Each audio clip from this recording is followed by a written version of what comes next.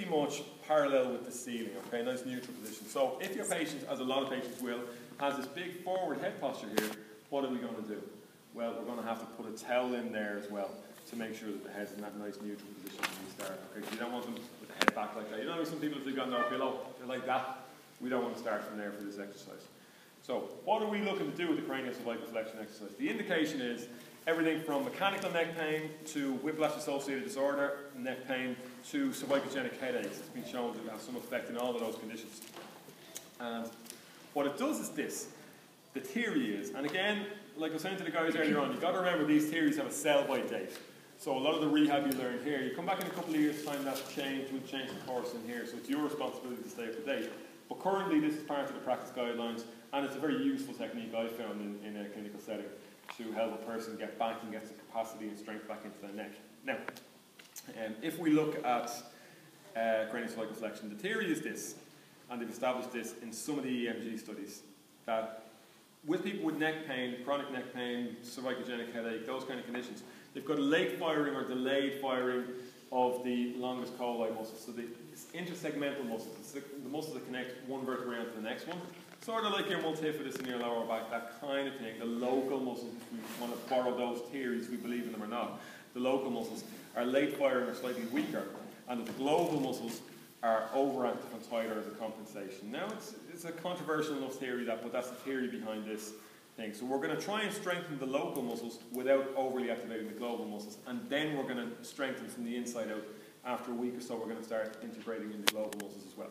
That's that theory, okay? Whether you buy that or not, it's a nice, gentle way to start your neck rehabilitation. It's very non-threatening to the patient, so it can be useful from that perspective as well. Now, that's what we're doing. So, to switch on the longus colli, we're going to get the patient to do this craniocervical flexion movement. So I'm going to ask you to imagine that there's an axis going through your two ears there, and you're going to rotate your head forward around that, and just nodding your head as if you're saying yes, and hold that, and then let it back. Perfect. That's the movement there. Slide the back of your head up the pillow, nod, hold, and back.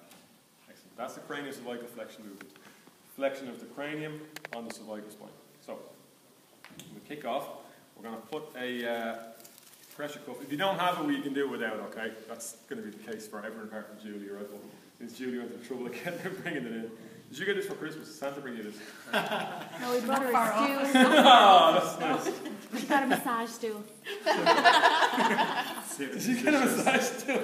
Yeah.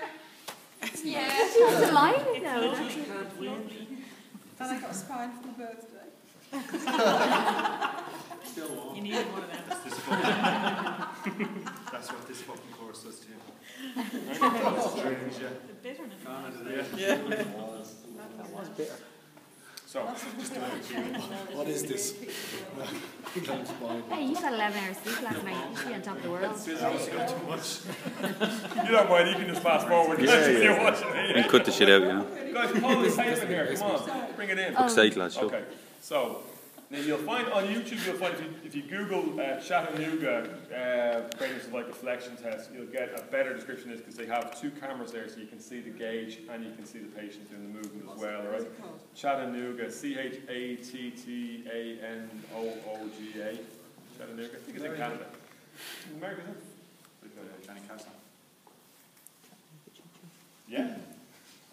Just like that song, yeah, I think so, I don't know. I thought it was in Canada, so maybe. Come on, man. He looks like he knows stuff. I want him in the pub quiz. Say it in confidence. Say it in confidence. Exactly, yeah. So, what we're going to do is this. We need to get the patient to activate, do the craniocervical flexion movement. So before we do the test, we teach them how to do that movement, and we explain to them that we don't want a lot of overactivation of these muscles here in the front of your neck. And how we explain that is this. Would you put your hand on those strap muscles in the front of your neck now?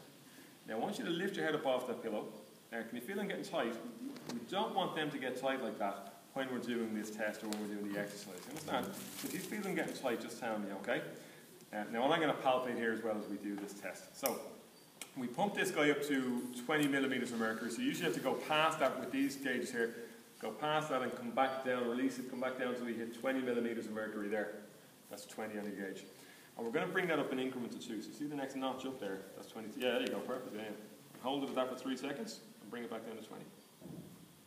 And bring it back down to 20 with your head relaxed back. What happened there? outside. I It's know. too close. I'm too lazy to stretch my arm out. We're not fine. I'm lazy in New York also. Thank you. Take your hands up there. Bring up to 22, and then let it go back down to 20. Now bring up to the next second notch there, 24 millimeters of mercury. Hold for 3 seconds. Can you hold that for 3 seconds at 24? No. Go back down to 20. It's my first time doing this. I know. Let's try for 26. Go on for the crack. So you're having trouble sustaining the contraction there at those various thresholds. 3 seconds for the test. Now whatever they can do for 3 seconds, you're going to ask them to repeat that then for 10 seconds. Yeah? And whatever they can repeat for 10 seconds. Now to be fair, I don't actually always do the test in work. It just takes too bloody long on my arse most of the time. But you repeat it, get them to hold that for 10 seconds. The threshold is this. If they can hold 28 millimeters of mercury there, they can hold a 28 millimeters point there for 10 seconds without over-substitution of the global muscles, then they're negative on the test. They don't have any weakness or any deficiencies in the deep neck flexors. No problem, we don't need to worry about it. We can just strengthen everything else.